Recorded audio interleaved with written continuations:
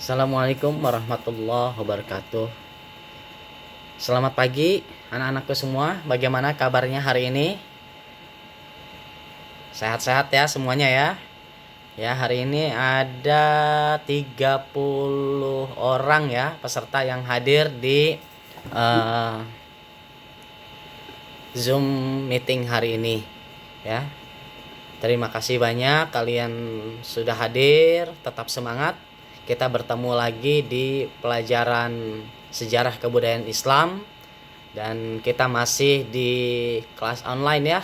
Jadi mohon bersabar karena pandemik belum berakhir. Mudah-mudahan kalian semua cepat sehat ya, tetap sehat di sana dan pemerintah segera membuka kembali kegiatan belajar offline agar kita semua dapat segera bertemu. Salawat serta salam mari kita sampaikan kepada junjungan kita Rasulullah SAW yang telah meletakkan pondasi sejarah dalam beragama maupun dalam bernegara, sehingga begitu pentingnya nilai-nilai yang beliau terapkan, beliau contohkan dalam kehidupan beragama juga berbangsa pada masa beliau. Itu kita pelajari kembali pada hari ini melalui pelajaran sejarah kebudayaan Islam. Ya baik, hari ini berarti ada dua peserta ya, dua murid yang tidak hadir ya. Mungkin berhalangan untuk beraktivitas dan mudah-mudahan kalian semua istiqomah untuk tetap semangat belajar secara online. Baik, di minggu sebelumnya kita belajar tentang dakwah Nabi di Mekah ya. Di minggu sebelum, dan kali ini kita akan belajar periode sejarah Nabi Muhammad SAW di Madinah. Sebelum kita melanjut pada mulainya pelajaran inti pada hari ini, jadi saya perlu sampaikan kepada kalian semua bahwa tujuan pembelajaran hari ini adalah pertama menjelaskan latar belakang Nabi Muhammad SAW berhijrah ke Madinah.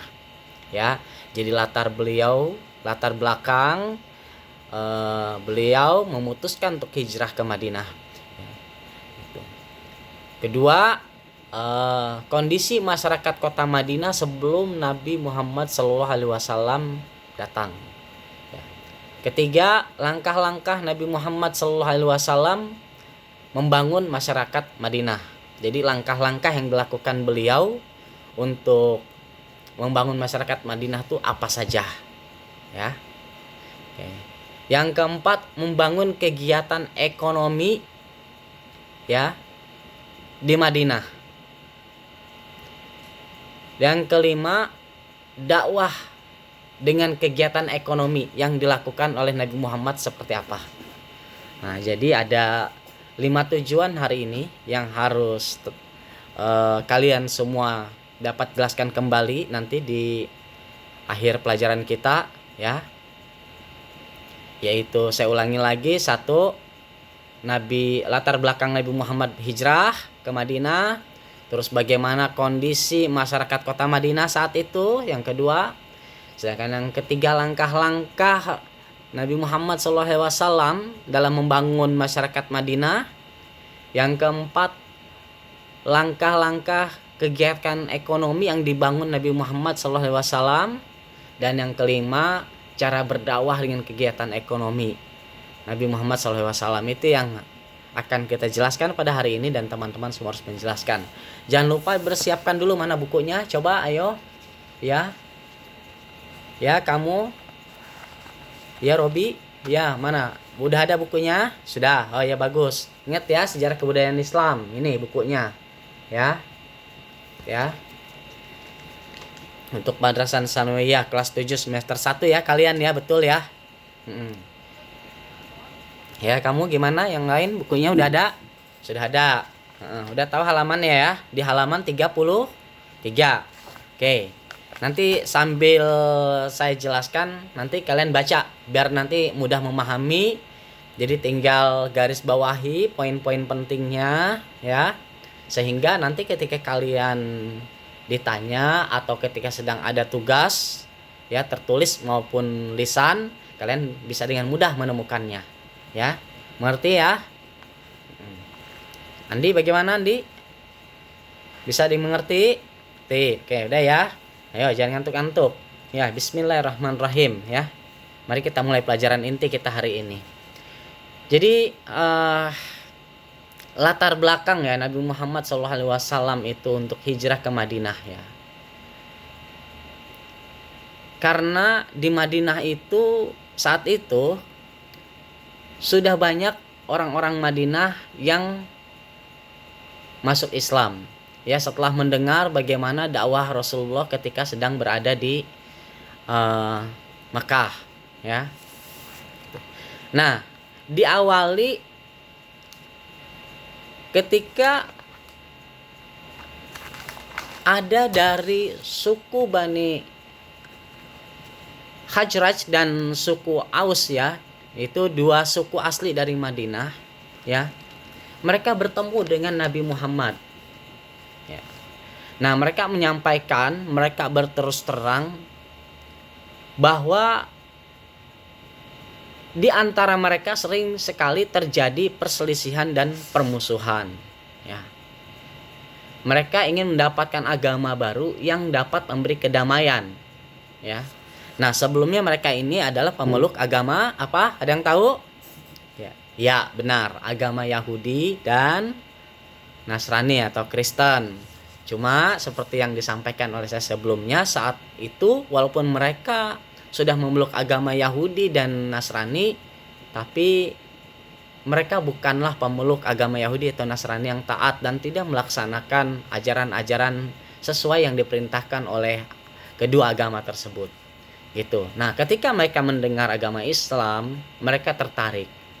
Dan pada tahun ke-12 ya, ada 10 orang dari suku Khazraj dan 3 orang dari suku Aus.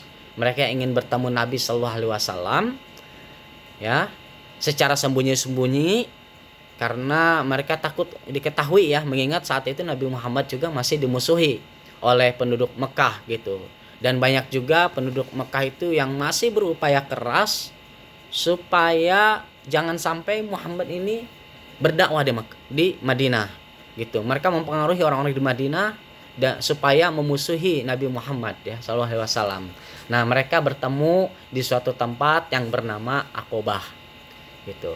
Dan ini salah satu kejadian penting ya,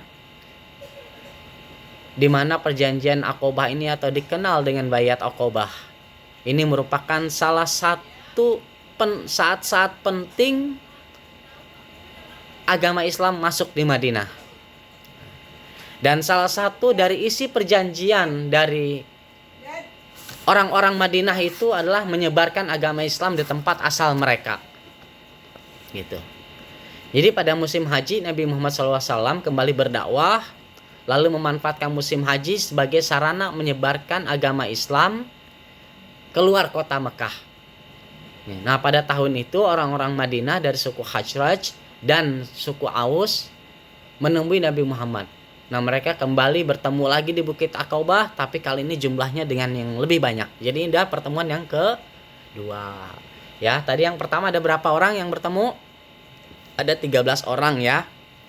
10 dari suku Khazraj dan 3 dari suku Aus. Nah, kali ini ada 73 orang kepada suku yang menghadap Nabi Muhammad SAW. Nah, pertemuan itu mereka kembali melakukan ikrar kesetiaan. Mereka melakukan baiat kepada Nabi Muhammad SAW yang disebut dengan Baiat Aqobah kedua. Ya, dalam Baiat Aqobah kedua mereka berjanji akan setia membela dan berperang di pihak Nabi Muhammad SAW atau di pihak kaum muslimin ya. Dan bahkan mereka meminta Nabi Muhammad untuk pindah ke kota Madinah. Nah, jadi jelas ya latar belakang mengapa Nabi Muhammad SAW hijrah ke Madinah. Itu jadi satu poin kita sudah tersampaikan. Baik, jadi sekali lagi latar belakang Nabi Muhammad pindah dari Mekah menuju ke Madinah, salah satunya adalah permintaan dari kedua suku, yaitu suku apa? Bianca ya, jawab. Ya, suku Hajraj dan suku Aus. Yang pertama jumlahnya berapa? 13 orang. Di kedua, bayat kedua ada berapa orang? 73 orang. Nah, atas dasar itu mereka juga meminta Nabi Muhammad untuk hijrah. Nah, akhirnya kita mulai masuk ke sesi kedua pelajaran kita hari ini, ya. Nah, Nabi Muhammad SAW itu tidak langsung hijrah, tapi mengutus dulu seorang sahabat yang bernama Mus'ab bin Umair. Siapa namanya? Mus'ab bin Umair, ya, untuk membantu berdakwah gitu. Jadi setelah itu, setelah mengutus Mus'ab bin Umair, Nabi Muhammad SAW memerintah para pengikutnya sedikit demi sedikit, ya. Jadi perlahan-lahan penduduk Mekah yang sudah beragama Islam, ya, dan mendukung ibadah beliau pelan-pelan dipindahkan supaya tidak ketara oleh orang kafir Quraisy, ya. Terus perlahan-lahan, karena pada waktu itu jumlah pemeluk agama Islam dari kota Mekah kurang lebih ada 150 orang. Berapa? Ya, 150 orang. Ya, dan Nabi ditemani Ali bin Abi Thalib serta Abu Bakar itu berada di kota Mekah. Masih, yang lain sudah pindah semua, sedangkan Nabi ditemani Ali bin Abi Thalib dan Abu Bakar paling terakhir pindahnya, ya. Nah, tentu saja pelan-pelan akhirnya rencana itu terdengar oleh para kafir Quraisy dan mereka marahnya minta ampun. Itu sangat marah sekali. Itu mereka merasa kecolongan, dilarang-larang di Mekah, tapi ternyata Islamnya kini malah menyebar di kota berikutnya di Madinah. Dan mereka mengetahui pelan-pelan Nabi secara diam-diam memindahkan umat Islam dari Mekah ke Madinah, ya. Tujuannya tahu apa? Supaya apa hijrah itu umatnya dipindahkan? Ya, supaya terhindar dari sikap pemusuhan, sikap benci, atau menghindari agar umatnya beliau itu disakiti. Seperti Nabi disakiti. Kita udah tahu bagaimana Nabi disakiti di peristiwa Taif, ya, sampai sendalnya berdarah. Ya, masih ingat ya peristiwa itu. Ya, baik. Nah, jadi singkat cerita, Nabi pindah. Kalian mungkin pernah mendengar sebuah kisah yang sangat masyhur di mana Nabi di tempat tidurnya digantikan oleh Ali bin Abi Thalib, sehingga pemuda-pemuda Quraisy kafir yang saat itu berusaha ingin membunuh Nabi itu mengira Nabi masih di tempat tidurnya. Masih ingat? Masih? Ya, bagus. Betul. Jadi Nabi keluar dengan mukjizat dari Allah Subhanahu wa taala, ya. Mereka tertidur nyenyak. Gitu, tertidur nyenyak dan tidak sadar bahwa Nabi sudah keluar dari kamarnya. Gitu. Ya, setelah itu, dan tentu saja ketika mereka menunggu-nunggu, ini Nabi kenapa nggak keluar-keluar? Kamarnya masih menyala, lalu tempat tidur ada orang, tapi mereka curiga, selimutan terus. Akhirnya, mereka digerebek dah ke rumah itu, dan mereka kecewa karena bukan Nabi Muhammad SAW melainkan Ali bin Abi Thalib. Ya, dan tentu saja mereka tidak akan berani membunuh Ali bin Abi Thalib. Kenapa? Karena dedengkot kafir Quraisy saat itu, yaitu Abu Jahal, adalah paman Nabi dan pamannya Ali bin Abi Thalib sendiri. Gitu. Jadi tidak akan berani membunuh Ali. Gitu. Nabi Muhammad sudah di Gua Sur saat itu bersama dengan siapa sahabat yang tadi disebutkan? Siapa? Ayo dengarkan, ayo fokus. Iya, Abu Bakar Siddiq, ya. Ingat ya, kembali fokus. Nah, ada satu peristiwa yang unik ketika Nabi dari persembunyiannya di Gua Sur melangkah ke Madinah. Sebelumnya mereka tiba di Kuba. Nah, ini ada satu peristiwa yang kalian harus ingat. Lalu di sana beliau membangun masjid pertama umat muslim, yaitu apa? Masjid Kuba, untuk mendirikan sholat saat itu tujuannya. Itu ya, di sana sudah ada Ali yang juga sudah Ali bin Abi Thalib yang menyusul Nabi Muhammad, ya, untuk berada di Kuba. Nah, ketika sedang ada di Kuba, ya, karena kita ketahui orang-orang bangsa Arab itu sering melakukan perjalanan ya dari kota A ke kota B, kota C dan seterusnya. Jadi mereka sudah mendengar bahwa Nabi Muhammad itu akan segera datang di kota Madinah. Kedatangan sudah ditunggu-tunggu. Bayangkan di kota yang baru, ya, Nabi Muhammad itu ditunggu-tunggu kehadirannya. Luar biasa. Ini karena Allah begitu membuka hati masyarakat Madinah. Ya. Gimana, masih semangat? Masih ya, masih ada 30 menit. Kalau ada yang tidur, nanti saya berhentiin nih. Nanti ngajar, terus saya ulang lagi. Canda ya. Lanjut. Nah, uniknya saat itu ketika Nabi Muhammad datang, itu masyarakat Madinah melakukan acara penyambutan dengan mempersiapkan musik rebana, ya. Nah, yang sampai saat ini dilestarikan masih dilaksanakan oleh umat Islam khususnya di Indonesia, yaitu apa? Tola'al badru alaina. Itu artinya apa? Datang sang rembulan. Luar biasa. Makanya peristiwa itu masih diulang hingga saat ini. Ya, luar biasa. Dan sekarang ke yang ketiga, apa yang dilakukan oleh Nabi Muhammad dalam membangun masyarakat Madinah? Ya. Coba sebutkan. Satu, apa? Ya, satu, mempersaudarakan kaum Muhajirin dan Ansor. Siapa yang disebut kaum Muhajirin?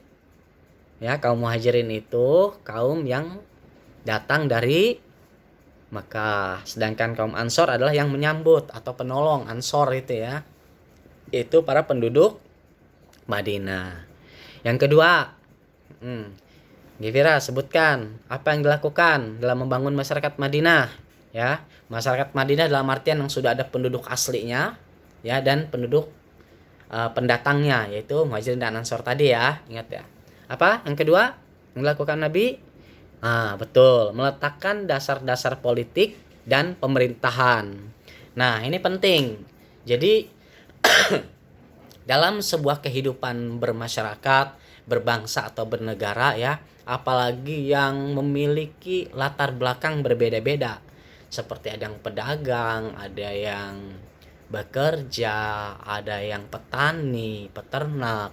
Terus agamanya juga beda-beda, ada yang Yahudi, Kristen ya, Kristen atau Nasrani, atau juga dan saat itu ada agama baru yaitu Islam yang penduduknya yang mulai banyak pemeluknya ya. Terus sehingga Nabi melakukan satu hal yang sangat penting, yaitu undang-undang yang terkait dengan politik dan pemerintahan. Nah, ini sebuah lompatan sejarah yang ditiru oleh bahkan masyarakat barat hingga detik ini, yaitu apa? Nabi membuat peraturan yang disebut Piagam Madinah. Bahasa Inggrisnya itu Madinah Charter. Ya. Jadi di perjanjian itu isinya adalah apa? Sebutkan. Ya. Ya, benar. Jadi melarang persekongkolan antara Yahudi dan Nasrani ya, untuk mengganggu umat Islam. Nah, penting tuh, karena jadi jangan sampai nanti ada satu kaum bersekongkol karena kalah dominasi atau misalnya iri dengan kaum agama yang lain. Nah, mereka bersekongkol untuk memusuhi. Itu Nabi udah tegas tuh buat aturan itu. Ya. Nah, di lain sisi berikutnya apa yang dilakukan Nabi dalam perjanjian itu disebutkan? Iya, kebebasan beragama. Nah, ini salah satu tonggak penting ya, boleh dibilang hak asasi manusia yang saat itu sudah dilakukan dan dicontohkan oleh Nabi dan ditiru oleh seluruh bangsa di dunia hingga saat ini. Ya. Yaitu setiap orang memiliki kemerdekaan untuk melaksanakan atau beribadah sesuai dengan keyakinannya. Nah, itu yang sangat penting. Sedangkan bangsa Arab saat itu boro-boro mengenal namanya perjanjian ya. Perjanjian apa? Dagang. Wah, ada perang terus mereka. Nah, ini ada ternyata agama itu mereka jaga dan tidak boleh bersekongkol untuk kejahatan. Wah, akhirnya masyarakat Madinah tuh hidupnya teratur. Ya, ini karena taufik dari Allah Subhanahu wa taala yang dikaruniakan kepada nabi. Ya. Nah, lalu apalagi yang dilakukan oleh nabi? Ya, nabi mendirikan masjid. Oke. Ya, yang ketiga. Yang ketiga yang dilakukan oleh nabi dalam membangun peradaban atau membangun masyarakat Madinah adalah mendirikan masjid.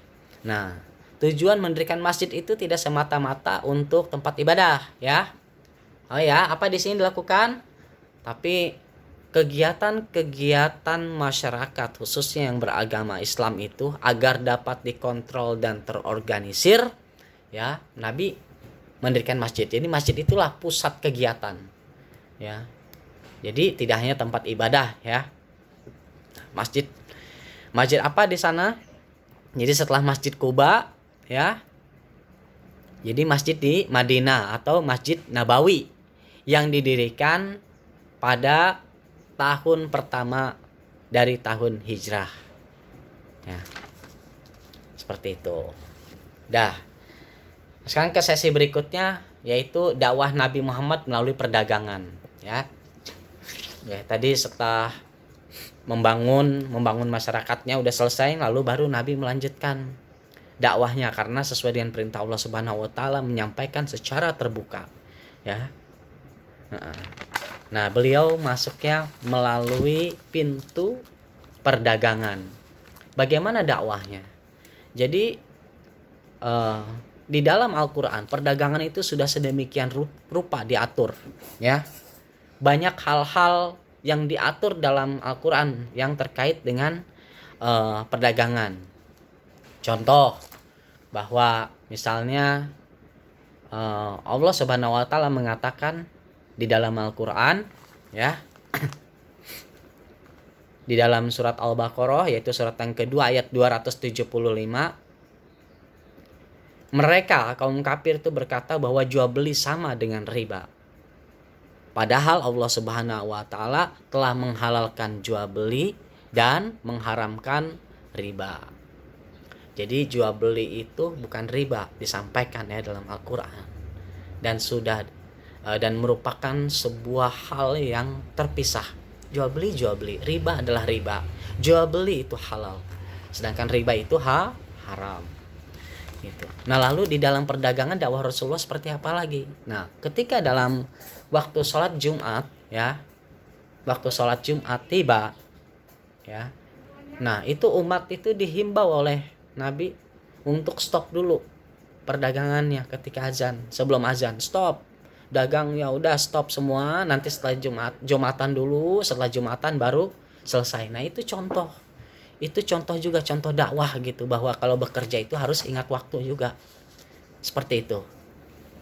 Nah, udah itu contoh di perdagangan ya, jelas ya.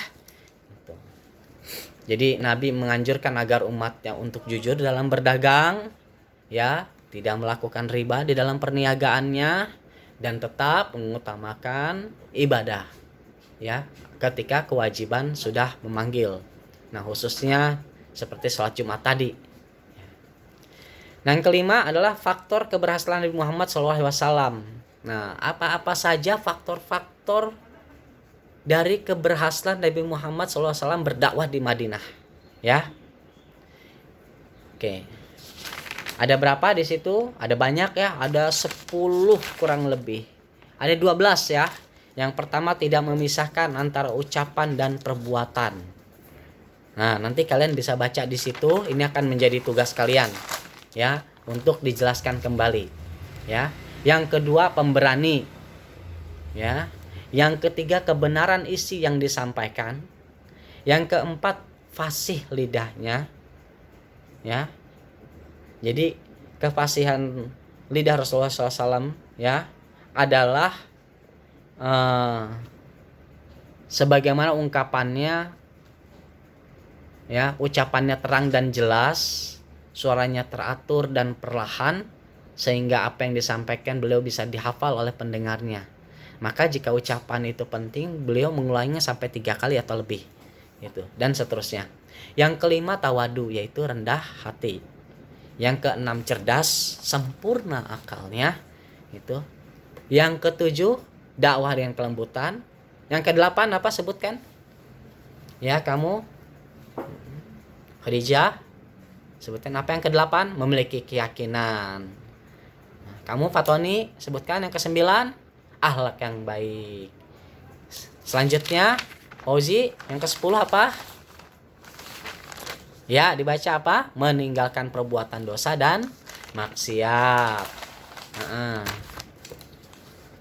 Ya, yang ke-11 apa? Semuanya baca. Ya, memiliki keikhlasan. Dan yang ke-12 memiliki kesabaran dalam berdakwah. Tuh, ya. Nah, baik, sebelum saya tutup pelajarannya, tidak terasa ya sudah hampir setengah jam kita bergabung di kelas ini. Tetap semangat ya. Oke. Dah. Ibroh apa atau pelajaran apa yang bisa kita ambil dari pelajaran kita hari ini, ya. Jadi pada zaman Nabi Muhammad, para pedagang berdatangan dari berbagai penjuru dunia. Gitu. Jadi seperti Cina dengan jalur sutranya. Jadi udah banyak tuh, emang banyak bangsa-bangsa yang dari dulu sudah dikenal sebagai pedagang ya, seperti Cina, seperti yang kalian sudah tahu bagaimana mereka juga terkenal lah sampai saat ini, rata-rata mereka itu pedagang. Jadi nggak heran karena dari zaman Nabi pun bahkan sudah banyak pedagang Cina itu datang ke negeri Arab ya, menjual produk-produk mereka seperti sutra misalnya, hasil-hasil perkebunan, teh dan seterusnya ya.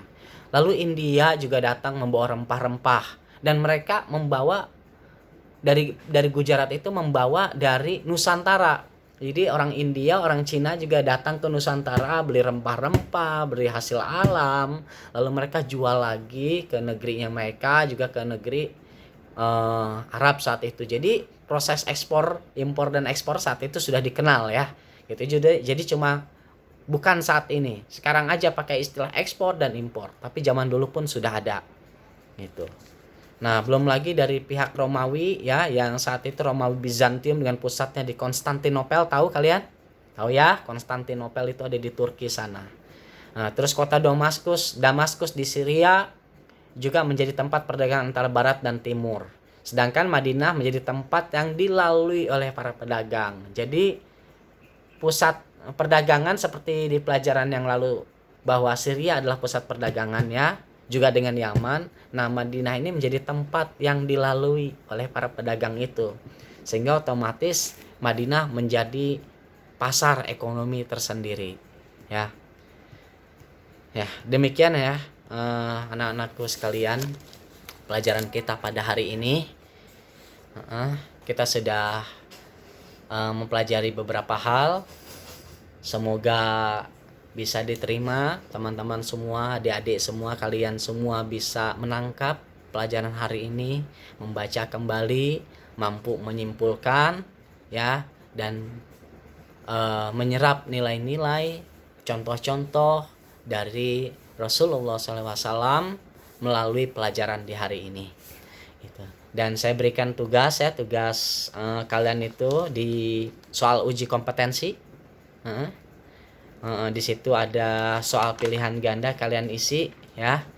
Nanti dikumpulkan besok ya. Dikumpulkan besok, ada 40 soal di situ, tidak banyak. Ya. Jangan lupa dibaca ya. Lalu nanti akan saya lakukan penilaian. Oke, sebelum saya tutup ada pertanyaan? Bianca, Gevira ada pertanyaan? Mozi, Otoni, Abdul Majid, ya semuanya ada pertanyaan? Jangan malu ya, tidak ada? Baik, kalau gitu pelajaran hari ini saya tutup. Terima kasih banyak kalian sudah menyimak ya, dan tetap bersabar, kita akan segera bertemu nanti belajar secara offline ya di kelas ya, insya Allah. Mohon maaf atas segala kekurangan. Billahi taufik wal hidayah. Assalamualaikum warahmatullahi wabarakatuh.